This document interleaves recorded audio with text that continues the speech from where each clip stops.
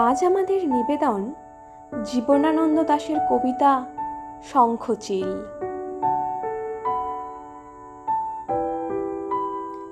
আমাদের দেখা হোক মহামারী শেষে, আমাদের দেখা হোক জিতে ফিরে এসে, আমাদের দেখা হোক জীবাণু ঘুমালে, আমাদের দেখা হোক সবুজ সকালে,